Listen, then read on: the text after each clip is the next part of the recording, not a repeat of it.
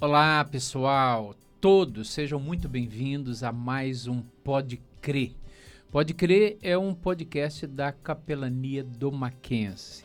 Então você é muito bem-vindo, participe conosco. Se você quiser deixar aí uma mensagem, você também será muito bem ouvido através da sua participação.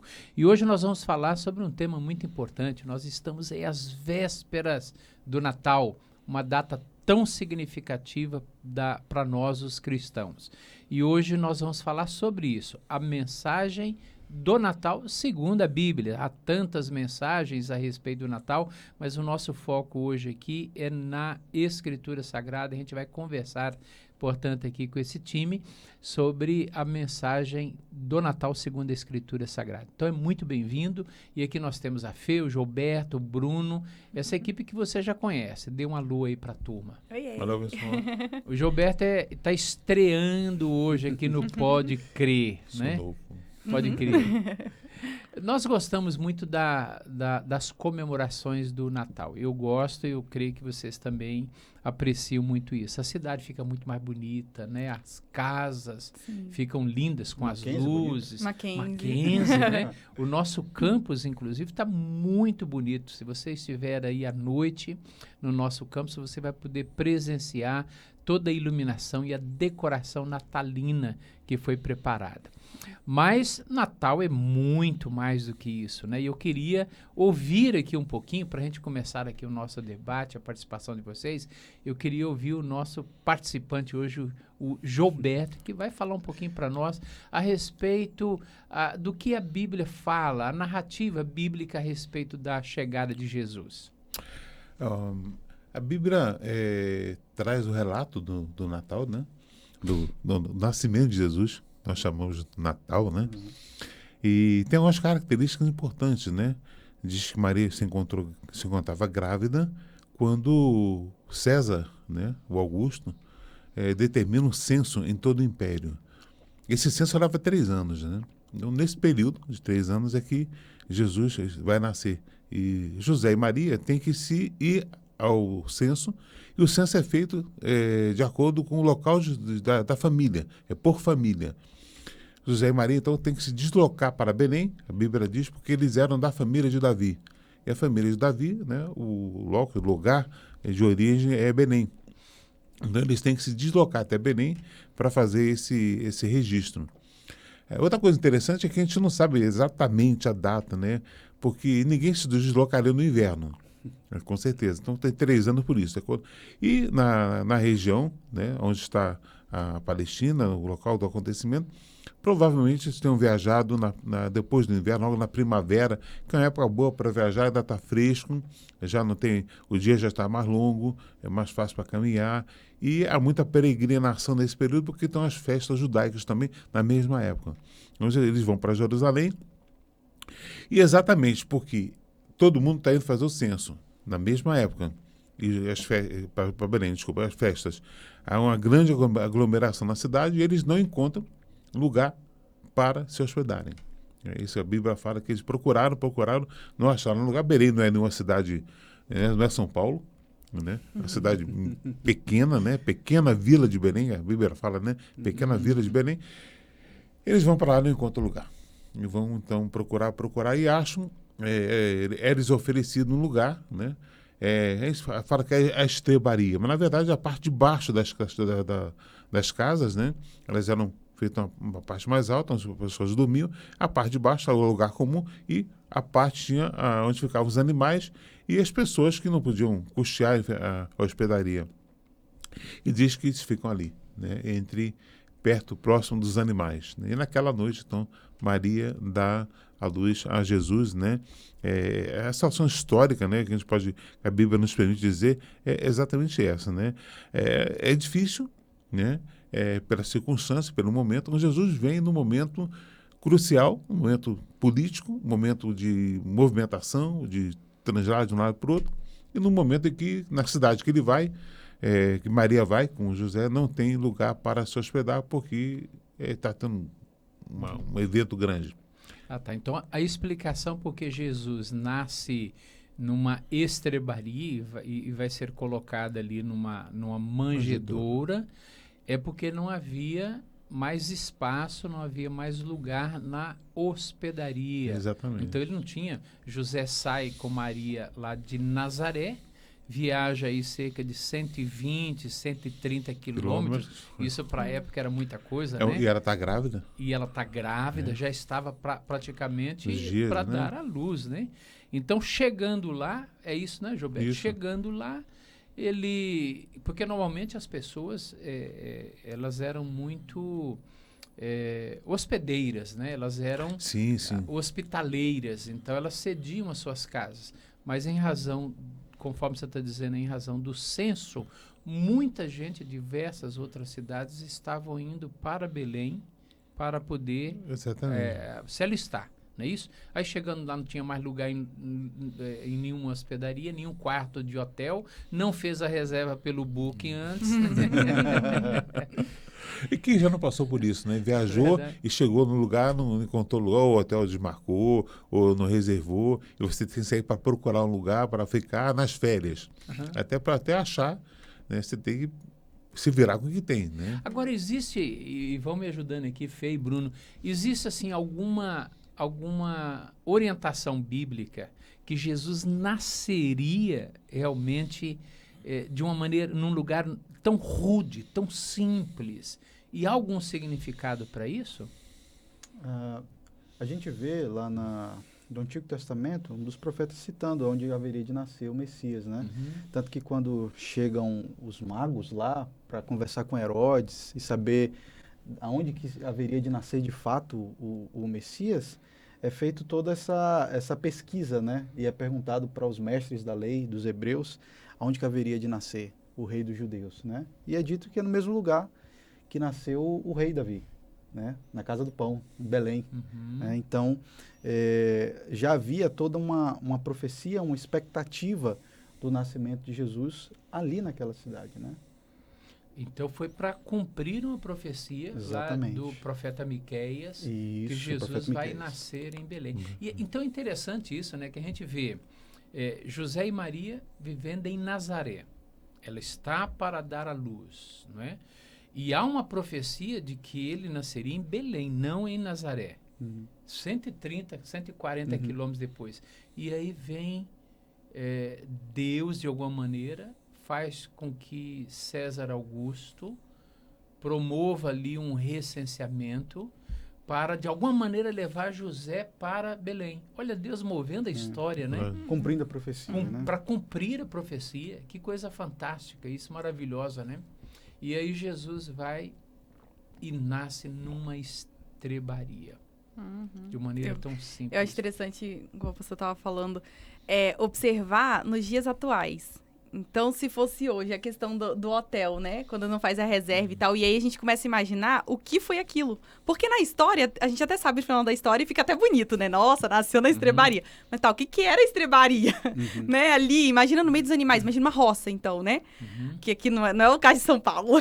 Então, tipo, na roça, ali no meio das vacas, dos bois, né? Enfim, então naquele lugar precário mesmo. E aí você começa a imaginar, você fica assim, gente, Jesus nasceu assim. E aí quando a gente vai olhar, igual a gente tá comentando, desde lá de trás, já as profecias que Jesus viria e o propósito, né, pelo qual ele viria e como viria e tudo se cumprindo ali é muito bonito. Há dois aspectos desse nascimento de Cristo que são interessantes, né? Primeiro, a concepção dele de maneira miraculosa por meio da ação do Espírito Santo. E algumas pessoas até questionam isso, né? Mas você acredita mesmo que uma mulher virgem conseguiu conceber uma criança? Eu acredito que Deus do nada fez o que tudo viesse à existência. O que é fazer uma criança nascer de uma mulher virgem, né? Claro, há um aspecto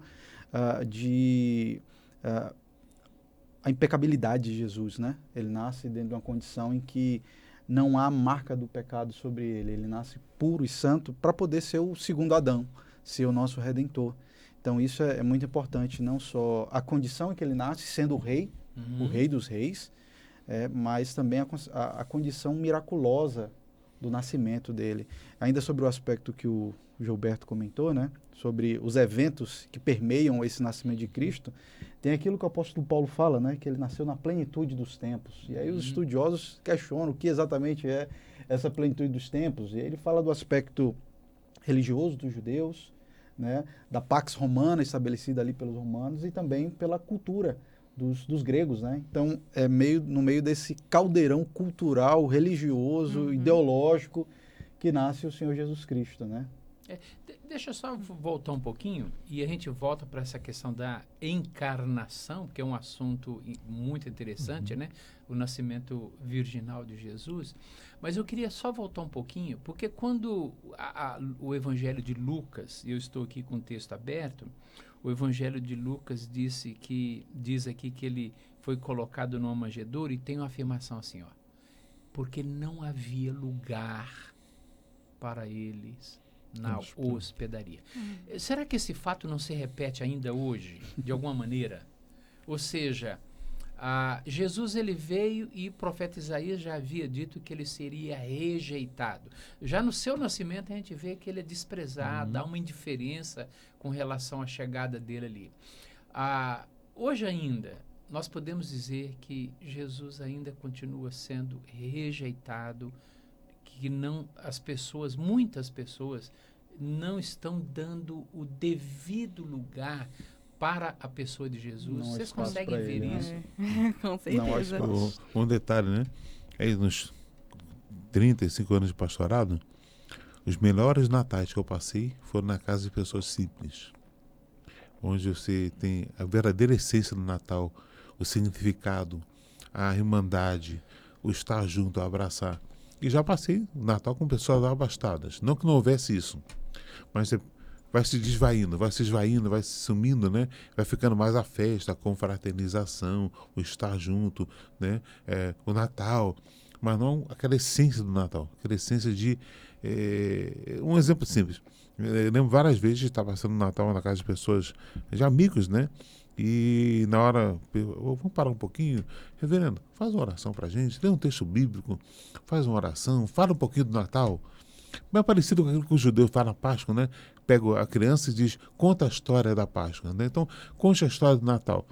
E já passei em situações que você fala, vamos comer, peraí, tem que orar antes porque é Natal. Aí, pastor, ora aí para orar, para a gente comer, né? Passou uma oração, que a comida já está posta. Né?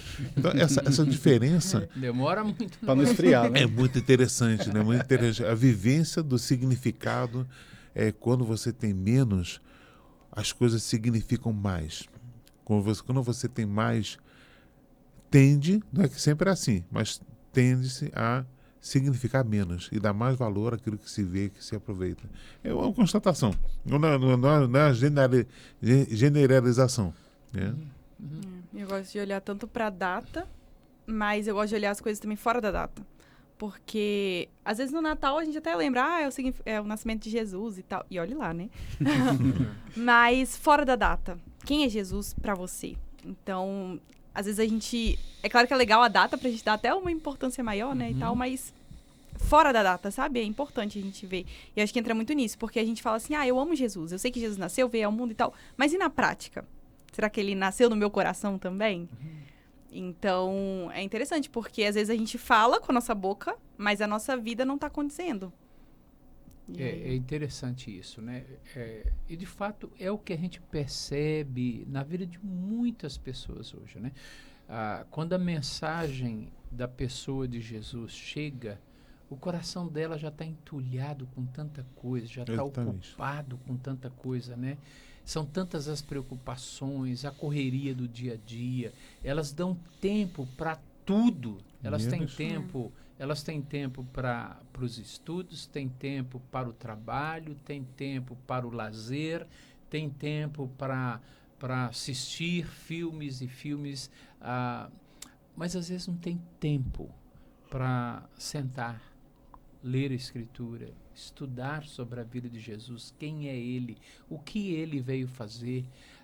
A mensagem de Jesus, ou a pessoa de Jesus, acaba se perdendo em meio a esse reessenciamento todo que a gente vai vivendo nos nossos dias, né, de ocupações, de cidades lotadas, de corações lotados, de atividades tantas, quando a gente para pensar, e Jesus?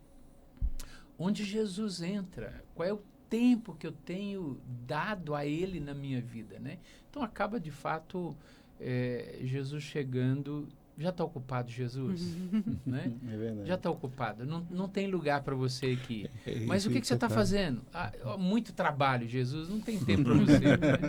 E quando a gente olha a questão do Natal, que algumas pessoas falam, né, como aniversário, né, de Jesus, que é, né, nascimento, você vê isso, que tipo, o aniversariante às vezes não tá na festa. É verdade. E aí imagina hoje, né, a gente comemorar o aniversário, o pessoal lá comemorando nosso aniversário e a gente não tá. Aliás, tem um movimento, né, muito forte na área norte lá do globo de tornar o Natal não cristamente religioso, que ele seja uma data de congraçamento, de irmandade, mas não fala em religião, né?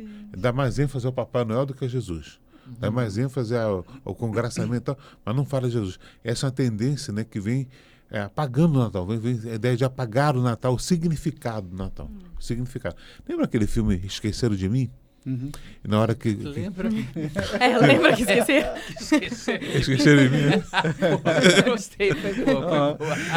Ele entra, ele tá fugindo, né? Era um lugar que ele veio, a igreja, né? Ele entra na igreja. E vocês lembram naquela época, assim, o coral de crianças está cantando. E tem um velhinho, que o neto está cantando, ele está sentado ali, e você vê a igreja vazia. Ou seja, a perda do significado real do Natal em detrimento das outras coisas. Né? Que se colocou, foi se colocando, e se apaga o Natal. E é o que a Fê falou. Quando chega na festa de aniversário hoje de uma criança, ou de um adulto, adolescente, enfim, você chega, você leva o seu presentinho, entrega ali na porta, normalmente é assim, né? E aí você já pergunta, onde é que está o aniversariante? Cadê o aniversariante? A pessoa mais importante, né, é o aniversariante, né? Agora, o Bruno tocou aqui num assunto muito importante. Eu acho que os nossos alunos aí, os nossos adolescentes e jovens, aqueles que estão nos assistindo, talvez tenham dúvidas a respeito disso. Jesus, ele veio para nascer entre nós. Mas ele já existia antes, de alguma maneira? Porque essa ideia de que ele foi concebido por obra do Espírito Santo, como é que a gente pode entender isso melhor? Por que isso era necessário? Por que Jesus não foi concebido como qualquer outra criança? Por que houve a necessidade de ser uma concepção miraculosa? Apertei vocês agora, hein? O Bruno é bom disso. Esse é o seminário agora, há pouco tempo, então é mais fresco. Está mais fresco aí. O Evangelho de João já começa se referindo a Gênesis, né? No princípio. Mostrando que já havia a presença do Logos de Deus ali, do Senhor, o Senhor Jesus Cristo presente, claro que não na maneira como nós vemos ele nascendo ali, né, sendo descrito nos Evangelhos, mas já havia a presença eterna do Pai, do Filho, do Espírito Santo. Então Cristo, ele subsiste desde toda a eternidade, ele tem os mesmos atributos de Deus, né? Sendo um com o Pai, com o Filho, sendo ele junto com o Pai e com o Espírito Santo. É nesse contexto que a gente vê que o que acontece ali no nascimento de Cristo é a manifestação encarnada do Verbo de Deus. Já havia algumas teofanias, né, aparições simbólicas de Cristo por meio de como se fosse uma forma humana ou como a sarça ardente, mas chega um momento então que ele se submete ao tempo de diversas formas, e é belo a gente pensar nisso, né? No Deus eterno se submetendo ao tempo. O tempo de 9 meses para nascer, o tempo de 30 anos para dar início ao seu ministério, né? E aguardando o tempo do seu retorno também. Então, Cristo, ele vem também pelo fato de que, para perdoar pecados, o homem não consegue primeiro expurgar os seus próprios pecados, mas é necessário que o próprio Deus venha para nos salvar. E Cristo é Filho de Deus, próprio Deus encarnado, que esteve entre nós, e ele morre como esse sacrifício substitutivo, para que a gente possa, então, de fato, ter o nosso problema resolvido. Então, foi necessário que, de fato, ele viesse, a semelhança, né, do primeiro homem, Adão, sendo o segundo Adão, para ter toda uma geração de homens apegados a ele e sendo perdoados os seus pecados. O que você está dizendo é que se Jesus ele não tivesse sido concebido por uma obra especial e sobrenatural do Espírito Santo, ele não poderia ser o nosso Salvador. Porque ele seria um pecador, como qualquer outro. E um pecador não pode expurgar o pecado de outra pessoa. Essa é uma imagem que é presente até no Antigo Testamento, quando o sacrifício de animal é feito por um sacerdote pecador, né, mas é imputado a um animal puro e inocente a culpa dos pecados. Né? E isso também é feito no caso de Cristo, não um animal, né, mas um de nós, que é puro e inocente, que nos perdoa dos nossos pecados, morre por nós, para que Deus então não seja injusto, porque o salário do pecado é a morte. Então nós somos dignos da morte por causa dos nossos pecados. Se ele fosse concebido então por um sêmen humano, pelo sêmen de José, porque José não coabitou com Maria. Então, se ela tivesse coabitado com José e Jesus fosse concebido pela participação de Maria e de José, então Jesus ele herdaria a nossa natureza pecaminosa. Perfeito. E aí então ele não poderia ser o nosso Salvador, porque ele não conseguiria resistir às tentações e não conseguiria, portanto, chegar na cruz impecável. O Cordeiro perfeito, né? O Cordeiro perfeito. Exatamente. Perfeito. Ele é o Cordeiro de Deus que tira o pecado do mundo, né? Segundo João. Muito bem. Agora, bom, deixa eu ver, fiz uma perguntinha aqui, então, para vocês. Vamos ver se a Fê responde a gente até fala, né? Depois que o Bruno fala, ele fala assim. Vamos lá. Qual a importância do nascimento de Jesus? Jesus veio, Fê, para tornar a nossa vida melhor, para que a gente pudesse olhar para ele e ver que ele, sendo uma boa pessoa, né, religiosa, uma boa pessoa, cara legal, a gente iria seguir os seus passos? Ou tem uma outra explicação para isso? É quando você falou de tornar a nossa vida melhor, eu já ia concordar, né? Mas aí depois... Porque sim, né? O Bruno trouxe um panorama bem legal aí. A questão de nos libertar dos nossos pecados, porque a gente estava tudo condenado ao inferno, sem esperança, sem expectativa, mas ele veio para nos libertar, para nos trazer salvação e uma nova vida. E isso inclui vida aqui na Terra, né? Porque não é a isenção de problemas, a gente ainda passa problemas tendo Cristo no nosso coração, né? E muitos. Mas é a certeza, a expectativa de uma vida depois daqui e de que a vida não acaba aqui. E uma vida melhor aqui também, com ele. Porque a gente tem essa esperança, né? Então ele veio para trazer esperança, para trazer amor, para trazer alegria. A gente até já falou no podcast aqui da verdadeira alegria, né? Então, para dar significado à nossa vida, né? De fato. Jojo, você acrescenta alguma coisa aí na resposta da Fê? A Fernanda? Perfeita. Depois que ela fala também, fica difícil. Eu acho que uma coisa legal da encarnação de Jesus, né, para a gente hoje, é que ele possa olhar para o Jesus encarnado, né, feito homem, que se torna homem, o texto fala isso, né, e coabita entre nós, né, através dele nós podemos ver Deus. Que é uma coisa, é difícil na nossa concepção entender um Deus que é soberano, que é completo, perfeito em tudo, né, atemporal. E esse mesmo Deus se preocupa e diz, não, eu tenho que dar alguma coisa que eles possam ver concretamente. Eu vou mandar meu filho. Ele manda Jesus e a gente vê Deus. Esse é um problema sério, os muçulmanos morrem com isso, né? Porque Jesus é Deus, né? Ele não é como Deus, né? Ele é o Deus encarnado. Então, você vê Deus. E aí nós passamos a ter uma face maravilhosa de Deus. O Deus que perdoa, o Deus que caminha, o Deus que está junto, o Deus que sofre, né? O Deus que nos entende, o Deus que nos ensina, né?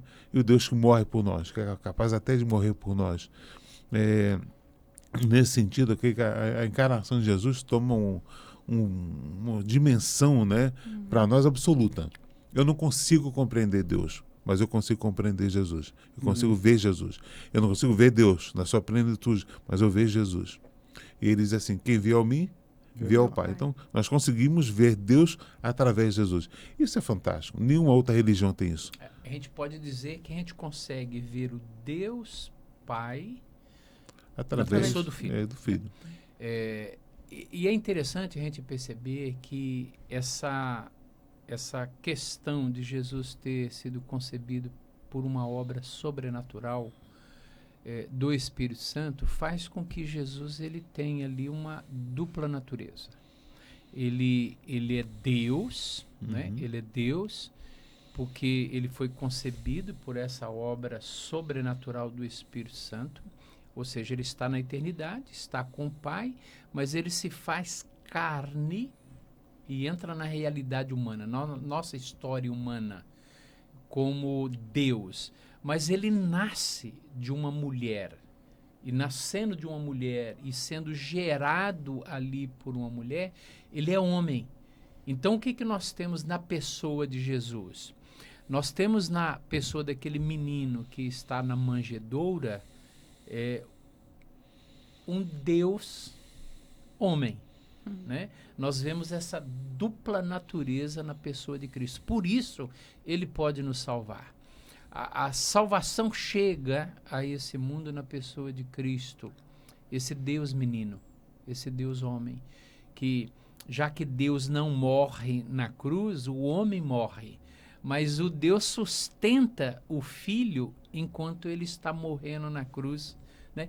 É um mistério, você fala, bom, agora misturou tudo, né? Bom, nós temos aí um grande mistério da cristandade, mas a Bíblia fala disso com muita clareza em vários pontos, dizendo assim que Jesus ele é Deus, como o Gilberto aqui acabou de afirmar, né? Ele é Deus, mas ele também é homem.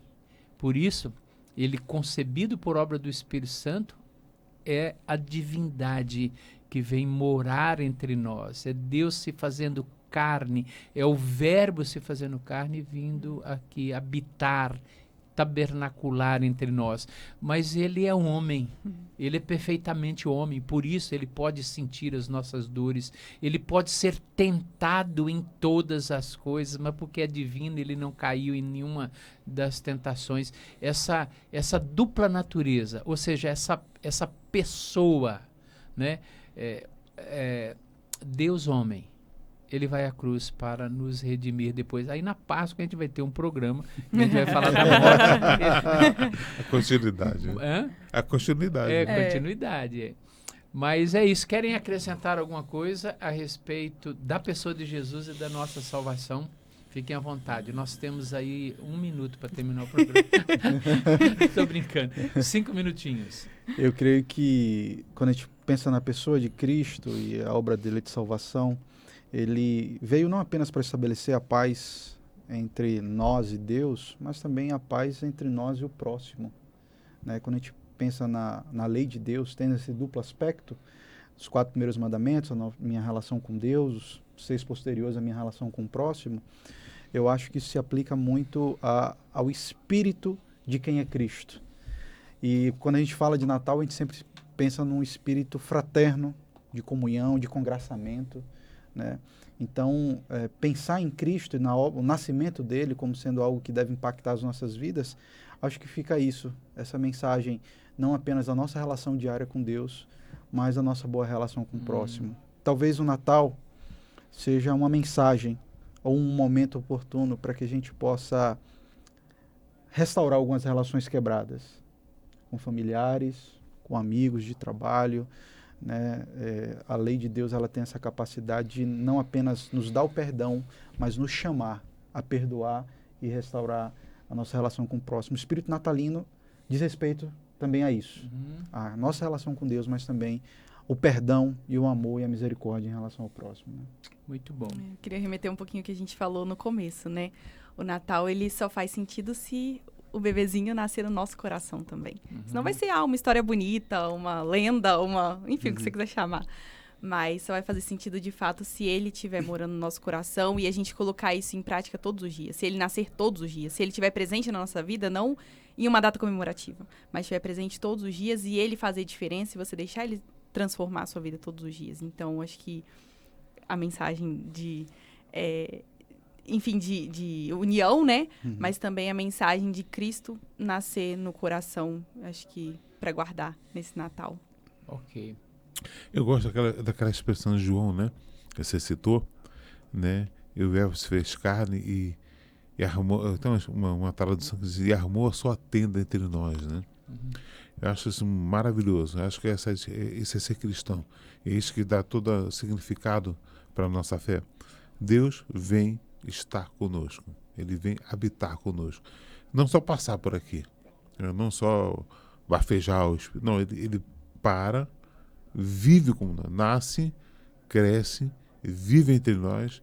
Vive as dificuldades que nós vivemos. Tem fome, tem sede, tem tristeza, tem angústia, né? Tem dor, né? Tem mágoa, tem hora que Jesus... Enfim, ele vive toda a nossa vida, né? Tem hora que não tem comida, né? Não tem o que comer, né? Tem hora que não tem comida, tem hora que está com sede, tenho sede, né?